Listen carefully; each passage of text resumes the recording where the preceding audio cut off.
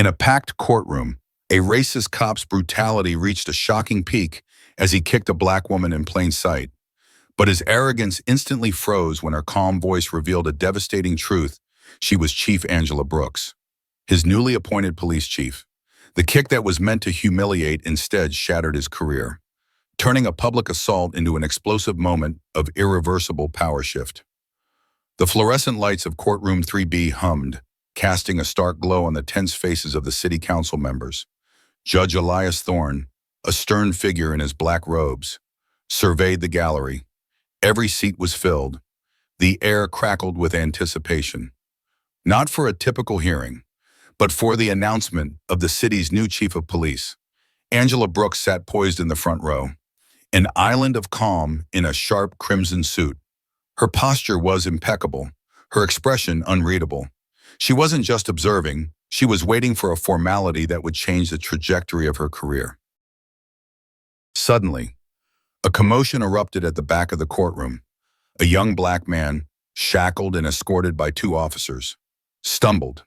Officer David Miller, a burly figure known for his aggressive tactics, barked orders. The man, clearly disoriented, tripped again. Miller's grip tightened. He shoved the man forward, nearly sending him sprawling. A gasp rippled through the gallery. Angela's eyes narrowed. This wasn't the kind of policing she envisioned for the city. The young man protested, his voice low and defiant. Miller, a vein throbbing in his neck, snarled. "You heard me, punk, move it." He applied more pressure, digging his fingers into the man's arm. The other escorting officer, seemingly uncomfortable, tried to intervene with a calming gesture, but Miller ignored him. The judge cleared his throat, his gaze fixed on the scene.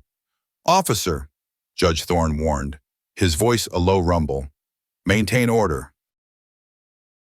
Miller, emboldened by the attention, or perhaps just ignoring the warning, decided to make an example. As the young man hesitated, looking towards the gallery, Miller's polished black boot shot out. It connected with the back of the man's knee with a sickening thud. The prisoner cried out, collapsing to the floor in a heap. The courtroom erupted in murmurs. Angela's hands clenched into fists, her calm facade beginning to crack. This was an outright assault, blatant and unprovoked. "Get up," Miller roared, his face contorted in a sneer. "Don't play games with me." He nudged the man roughly with his foot. The other officer looked away, a clear sign of his complicity or fear. Members of the city council exchanged uneasy glances. This was precisely the kind of behavior that had plagued the department and led to the search for new leadership. Angela rose slowly, her movement deliberate. Her crimson suit seemed to absorb all light, making her presence undeniable. Her eyes, sharp and unwavering, locked onto Miller. "Officer," she stated, her voice clear and resonant, cutting through the murmurs. "That is uncalled for. You have no right to assault a detainee." Miller, startled by her intervention, spun around. He saw a black woman, dressed in a sharp suit, standing up to him, his face hardened, an arrogant smirk twisting his lips. He saw an interruption, not an authority figure. "Who the hell do you think you are?" he sneered, taking a step towards her. "Mind your own business, lady. This is a courtroom, not a playground." Angela did not flinch. "My business is justice," she retorted, her voice gaining a steely edge. "And what I just witnessed was an abuse of power." Miller laughed, a harsh, dismissive sound that echoed through the stunned silence of the courtroom. He advanced further, his body language aggressive. "Justice, you think you know anything about justice, huh? Sit down before you find yourself in contempt." His hand went to his belt, resting on his sidearm, a subtle but unmistakable threat. His partner, pale, gripped his own sidearm, a silent warning. The judge, clearly irritated by the escalating defiance, rapped his gavel. "Officer Miller, desist and madam, please take your seat." But Miller was already too far gone, blinded by his own arrogance and racial prejudice. He saw only a black woman challenging his authority in public. "You want to talk about abuse?" he spat, his voice rising, drawing gasps from the gallery. How about you abuse my patience? Move it, or I'll make you move. With a sudden, swift motion, he lifted his foot and kicked. A deliberate, powerful blow aimed directly at Angela's shin. A collective intake of breath swept through the room. Angela's jaw tightened, but she stood firm, absorbing the blow without a sound. Her eyes still locked on Miller. The force of the kick was evident, but she did not budge. A shocking ripple of disbelief ran through the courtroom. The city council members leaned forward, their expressions shifting from concern to outrage. The judge stared, his face a mask of stunned disbelief. This was no longer just an altercation. It was a brazen, public assault on a citizen in open court. The tension in the room coiled, ready to snap. The silence that followed Miller's kick was deafening, a vacuum in which only the hum of the overhead lights could be heard. Every eye in courtroom 3B was fixed on Angela Brooks. Her expression remained unwavering, a testament to an iron will. She didn't rub her shin, didn't flinch, didn't even blink. The sheer audacity of Miller's act hung heavy in the air, a public defiance of authority and basic human decency. Miller, for his part, stood frozen, a flicker of triumph in his eyes quickly fading as he registered Angela's lack of reaction. He expected a yelp, a retreat, anything but this unnerving stillness. Judge Thorne, his face a thundercloud, finally found his voice. "Officer Miller, you are hereby in contempt of court. I will not tolerate such egregious behavior in my courtroom. Remove your badge and weapon immediately," his voice boomed, rattling the room. The other officers present, including Miller's shaken partner, shifted uncomfortably. Clearly caught between obedience to the judge and loyalty to a colleague, Miller, however, remained defiant. He glanced at the judge, then back at Angela, a sneer still plastered on his face. "Contempt, she provoked me." Judge stepped out of line. He motioned dismissively at Angela, his arrogance blinding him to the precariousness of his position. The city council members began murmuring louder, their faces a mixture of shock and anger. This was an unmitigated disaster. Playing out live before the very people tasked with overseeing the police department, Angela finally moved, not to retaliate, but to retrieve something from her inner jacket pocket. Her movements were slow, deliberate, each gesture amplifying the tension. She pulled out a small, laminated card. It wasn't a lawyer's bar card, nor a simple ID. As she held it up, the bold, official seal of the city glinted under the lights. "Officer Miller," Angela's voice cut through the lingering echoes of the judge's command. Calm but loaded with an undeniable authority that made everyone stiffen.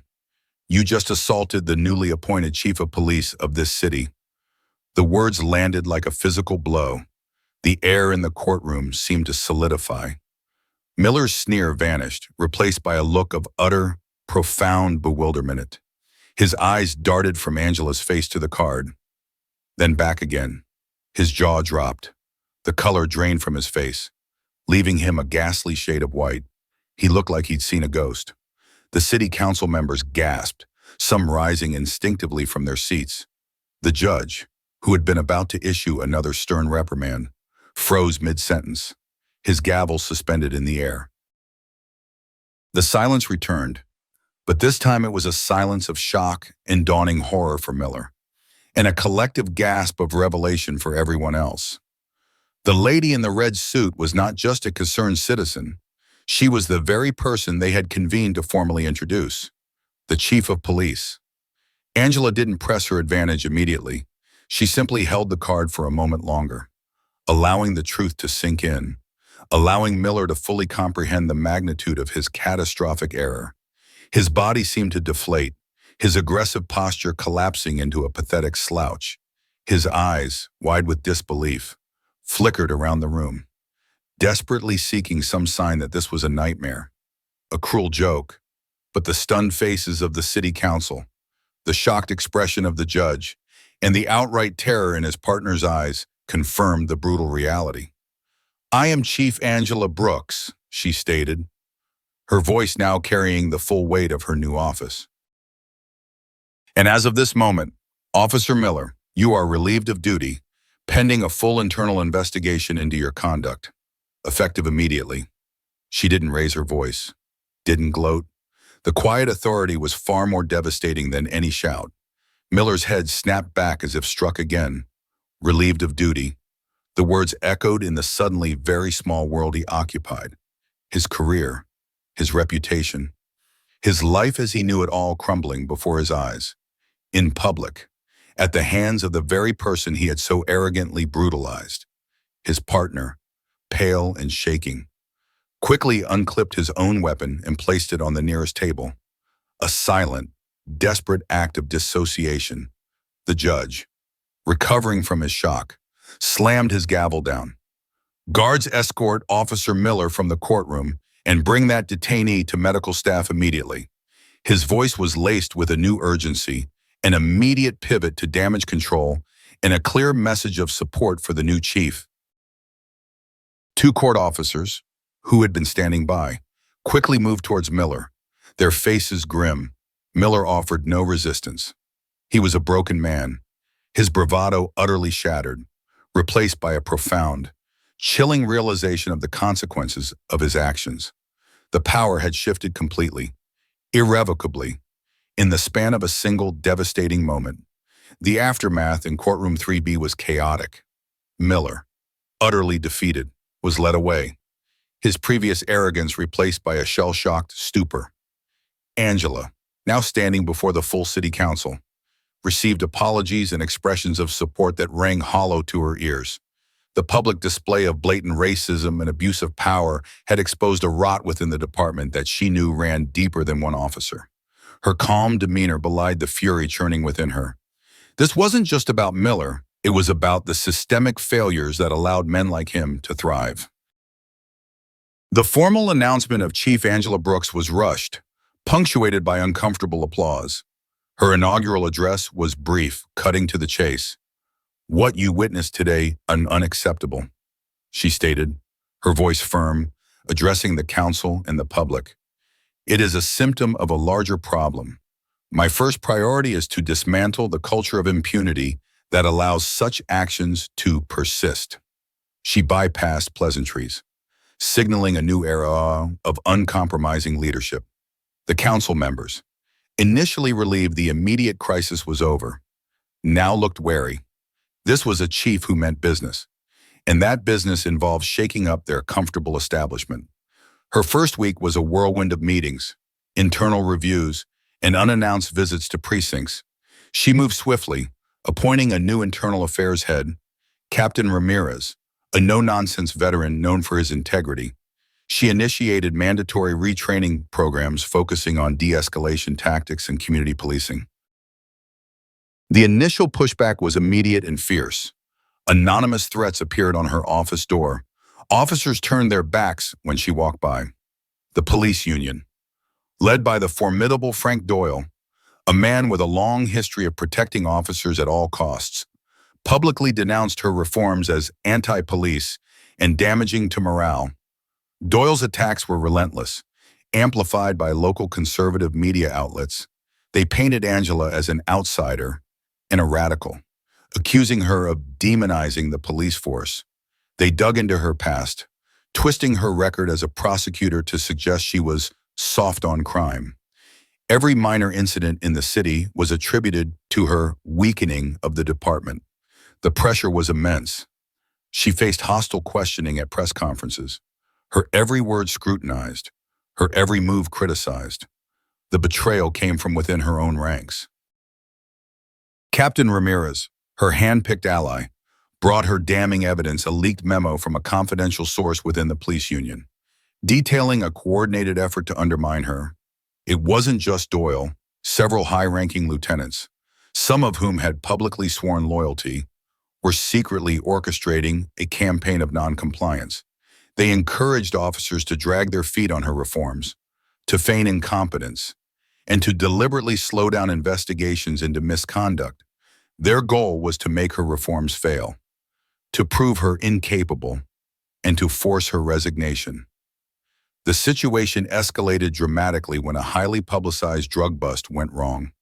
Intelligence, supposedly provided by her own department, turned out to be false, leading to a botched raid that injured several officers and allowed a major drug lord to escape. The media, fueled by anonymous leaks, pinned the blame squarely on Angela's inexperience and disruptive policies.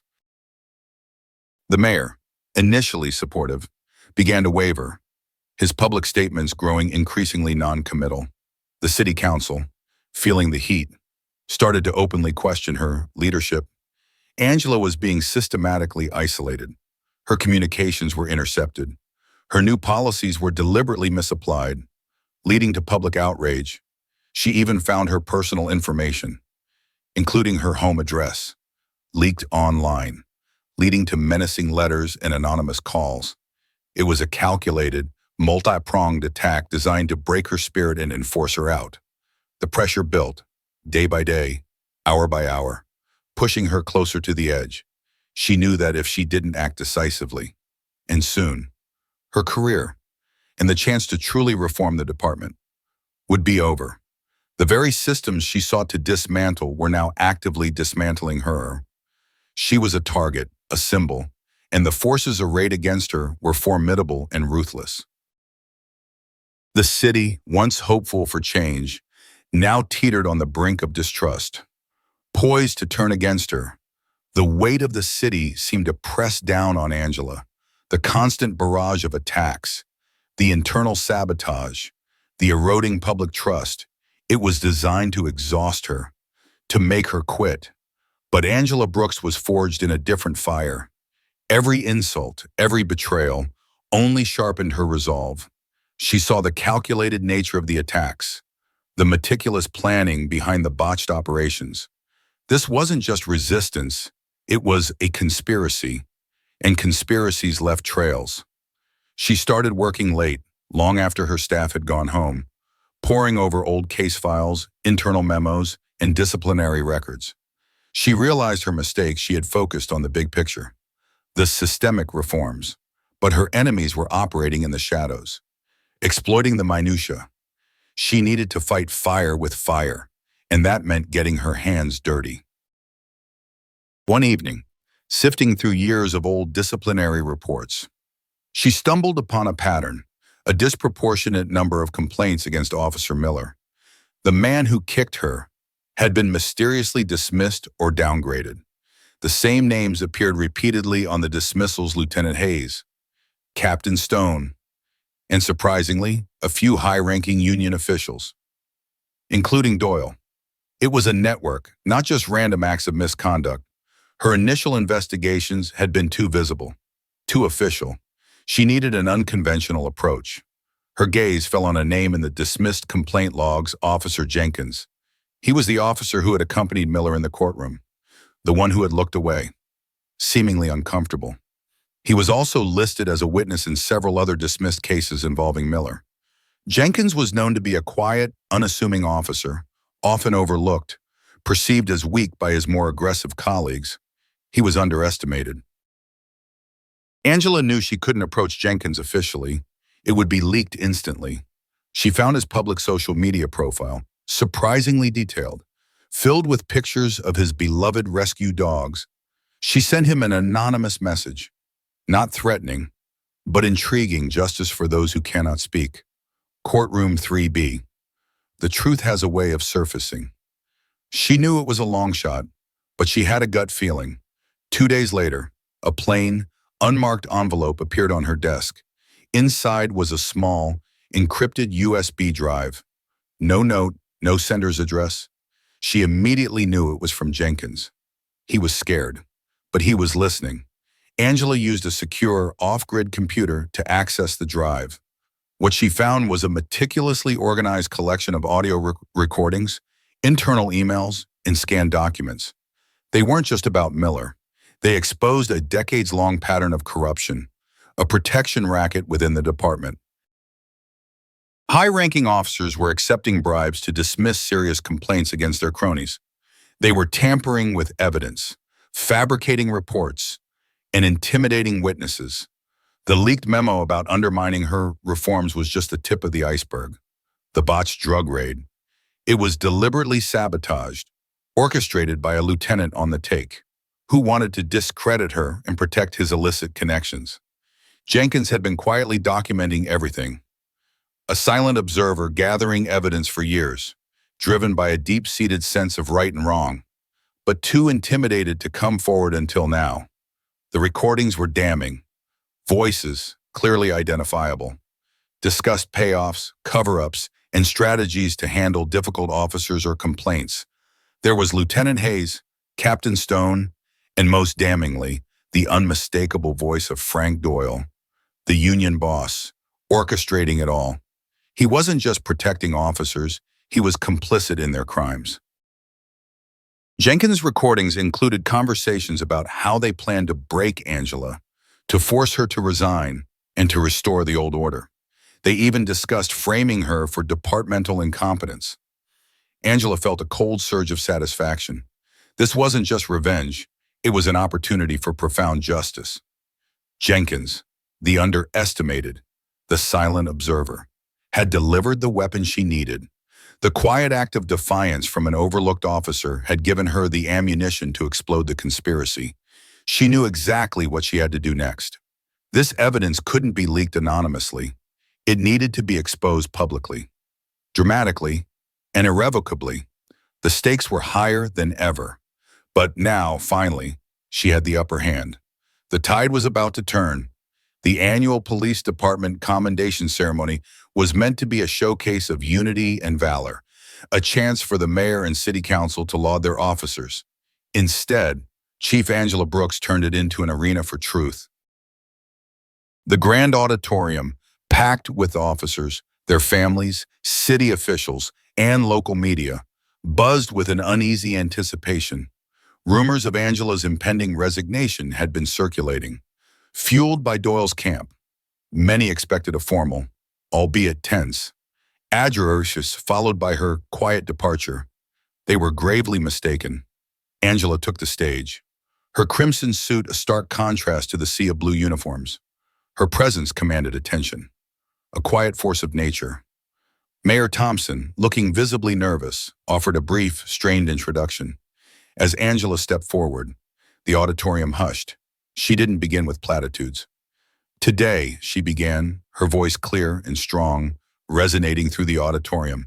We are here to honor exceptional service, but true service is built on integrity, accountability, and trust. Unfortunately, for too long, a cancerous element has festered within this department, eroding that trust from the inside out. A ripple of murmurs spread through the crowd. Frank Doyle, seated prominently in the front row with Lieutenant Hayes and Captain Stone, exchanged smug glances, confident she was merely airing grievances before admitting defeat. Some of you, Angela continued, her gaze sweeping over the audience, have dedicated your lives to upholding the law. Others have actively worked to undermine it, using your badges as shields for corruption and your positions to protect criminals. The murmurs grew louder. Several officers shifted uneasily. Doyle's smirk wavered. Earlier this year, Angela stated, her voice dropping to a colder, more deliberate tone, many of you witnessed Officer David Miller assault a black woman in open court. That woman was me. What you didn't know then was that Officer Miller's egregious act was not an isolated incident. It was part of a larger pattern of misconduct, routinely dismissed and covered up by those who swore to uphold justice. She paused, letting her words sink in. Then, with a decisive gesture, she held up the encrypted USB drive. For weeks, certain individuals have sought to discredit me, to sabotage my efforts to reform this department. They have leaked false information, orchestrated botched operations, and even risked the lives of honest officers.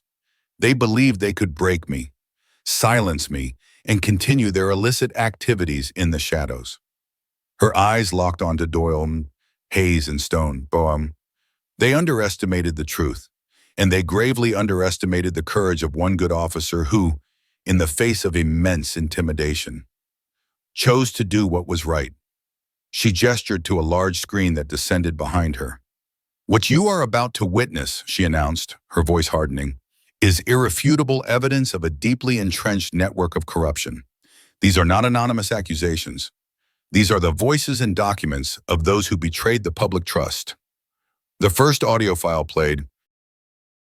It was a grainy but chilling recording of Lieutenant Hayes discussing the dismissal of a complaint against Officer Miller, explicitly mentioning a payoff. Gasps erupted. Then an internal email from Captain Stone appeared, detailing how to manipulate crime statistics to favor certain precincts, clearly demonstrating an abuse of power and a deliberate misrepresentation of public safety. The auditorium descended into chaos. Angela allowed the cacophony to build for a moment before raising her hand. "This is just the beginning," she stated, her voice cutting through the noise. "We have recordings of Frank Doyle, the head of the police union, orchestrating the cover-up of Miller's repeated assaults, discussing payoffs for dismissed charges, and conspiring to undermine my leadership. We have evidence of him taking bribes from known crime figures to ensure their operations were uninterrupted by police action." She clicked a remote. Doyle's unmistakable voice boomed through the speakers, discussing the disposal of evidence and threatening a witness. His face, visible on the screen through a candid, secretly recorded video, showed him counting a stack of cash. The image was undeniable. The sound of flashbulbs exploded from the media section. Reporters scrambled, shouting questions. Officers in the audience exchanged horrified glances. Doyle, Hayes, and Stone, their faces pale with shock and fury, started to rise, shouting protests. "This is a fabrication, Ali," Doyle roared, his voice cracking with desperation.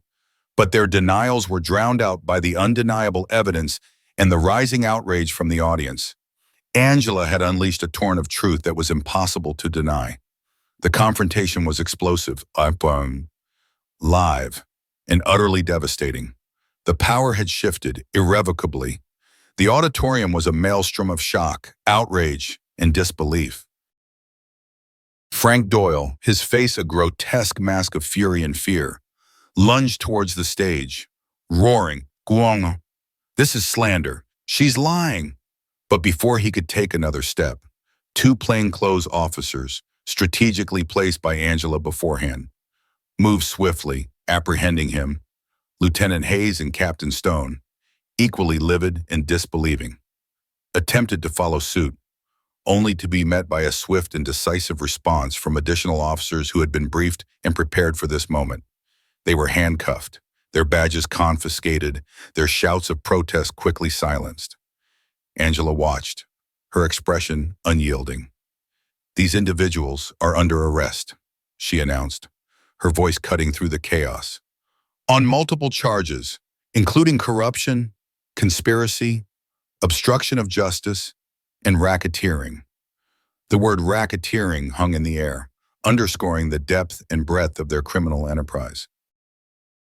The sight of high-ranking officers, including the powerful police union boss, being publicly arrested sent a shockwave through the auditorium.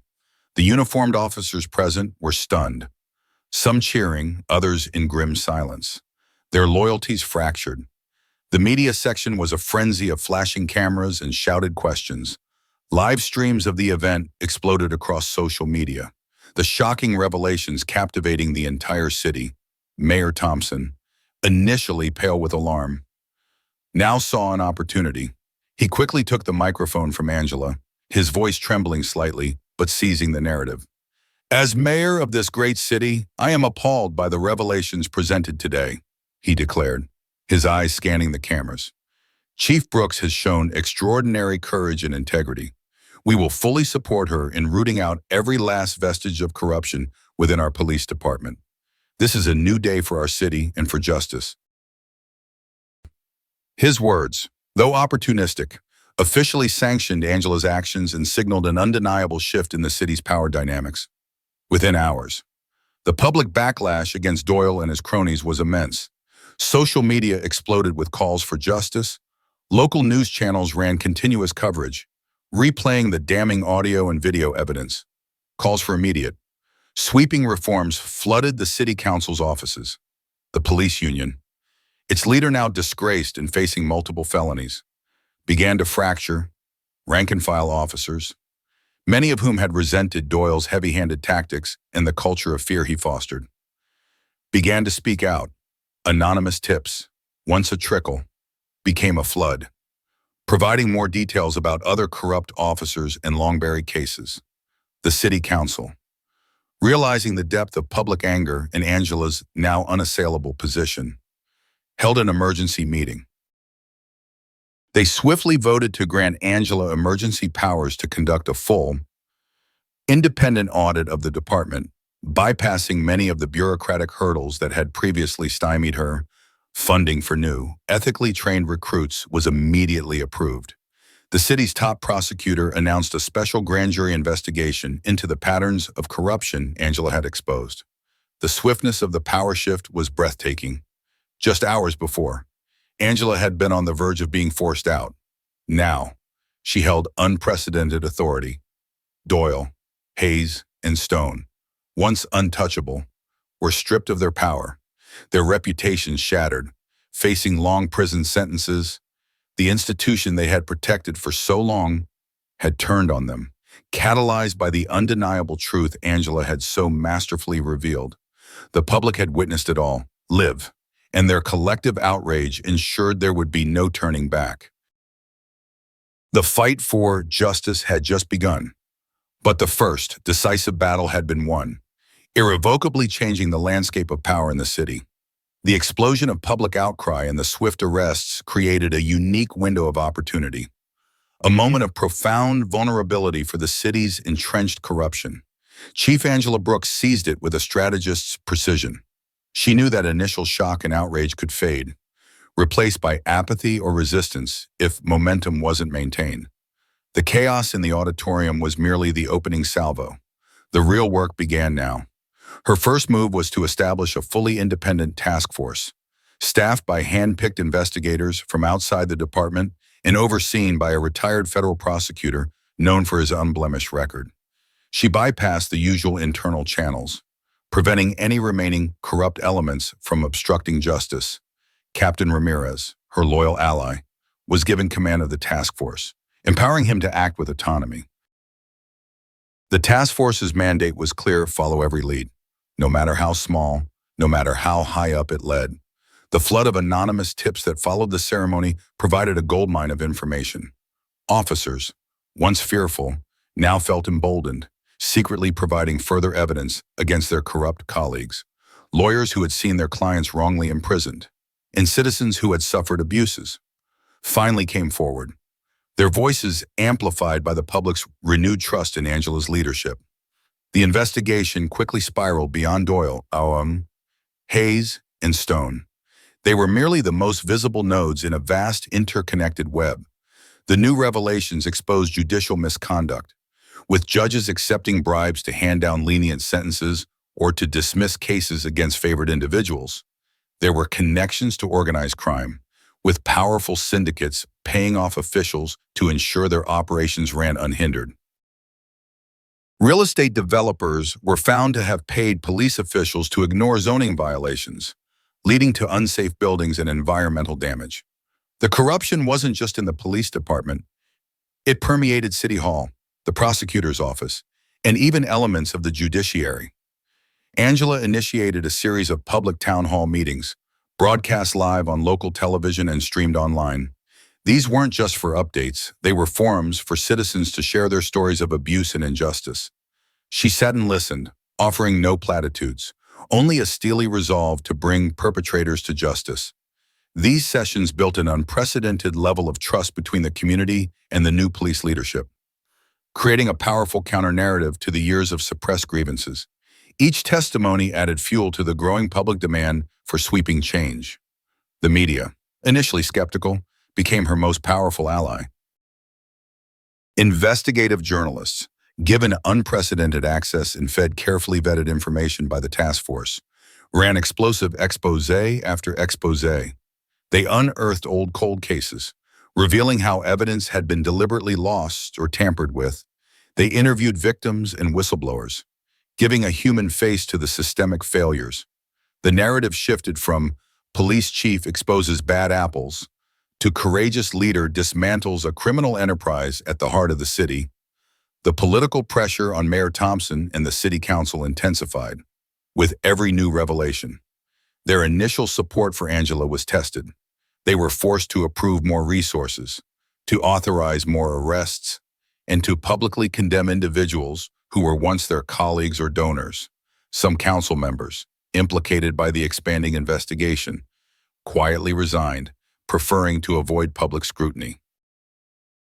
The mayor, caught between the overwhelming public support for Angela and the wrath of the old guard, increasingly sided with Angela.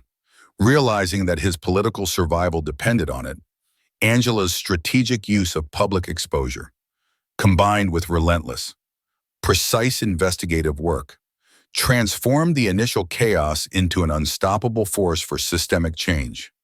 She wasn't just punishing individuals. She was dismantling the very structures that allowed corruption to flourish, one damning revelation at a time. The city watched, captivated and horrified, as the layers of deceit were peeled back, exposing the true rot at the core of their institutions. The fight was far from over, but the foundations of resistance had been laid, and the momentum was overwhelmingly in her favor. The net tightened, not just around the corrupt officers and officials, but around the shadowy figures pulling the strings. The task force, armed with Angela's unwavering support and the public's mandate, followed the money. It led them to a powerful, discreet conglomerate, Omnicorp, controlled by a reclusive billionaire, Arthur Sterling. Sterling, known for his philanthropic ventures and seemingly legitimate businesses, had for decades quietly funded and orchestrated the very corruption Angela was dismantling.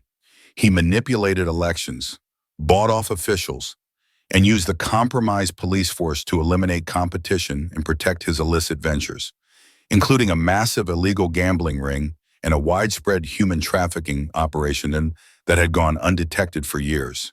Doyle, Hayes, and Stone were merely pawns in his much larger game. The final showdown arrived not in a courtroom, but in a meticulously planned, simultaneous series of raids.